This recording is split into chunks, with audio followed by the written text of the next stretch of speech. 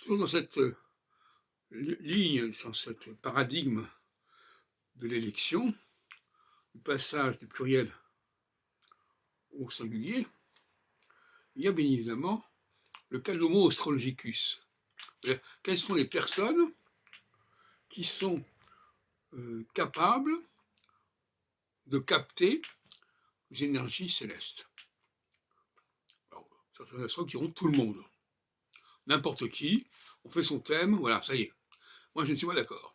D'abord, premièrement, parce que ça ne va pas dans le sens de ce que je dis, à savoir que l'homo astrologicus, une expression que j'avais employée en 69, excusez du peu, dans un premier article que j'avais publié dans le journal des étudiants de l'Université hébraïque de Jérusalem, en français,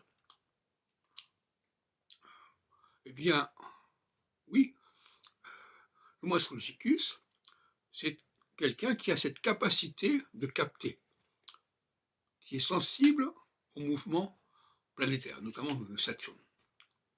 C'est pas n'importe qui, c'est pas le premier venu. Alors c'est peut-être un peu mauvais pour les astrologues qui disent qu'ils peuvent faire ça, peuvent travailler avec n'importe qui, mais moi je dis que oui, effectivement, non. Il faut sélectionner les gens qui sont les plus capables de capter cela. C'est ce que j'appelle l'homo astrologicus. Donc c'est la fin de l'idée que l'astrologie est pour tout le monde et qu'on peut dresser le thème de tout le monde à toutes les planètes qui existent, etc. dans le système solaire. Ça c'est une astrologie gribouille. Non, la vraie astrologie implique des choses beaucoup plus rigoureuses, beaucoup plus précises, à savoir qu'on ne va pas utiliser n'importe quelle planète et on ne va pas considérer que n'importe quelle planète, que cette planète-là qui sera choisie, sera la planète qui vaudra pour tout le monde. Il y a une sélection qui se fait. Tout est sélectif. Dans l'astrologie d'élection, tout est sélectif. Tout passe par une sélection. Et c'est aussi la grande erreur épistémologique de l'astrologue d'avoir cru pouvoir affirmer que tout le monde est concerné. Non, tout le monde n'est pas concerné par le processus cosmique. Il faut avoir été,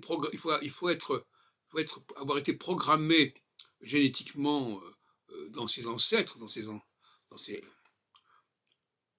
sa généalogie. Il faut être programmé pour pouvoir vivre synchroniquement avec le cosmos. C'est quelque chose qui n'est pas donné de soi, ce n'est pas un environnement naturel, évident, obvi, non. C'est quelque chose qui implique une synergie, une synchronie, et il faut donc déterminer ce qu'il en est et qui est sensible à ces processus cycliques.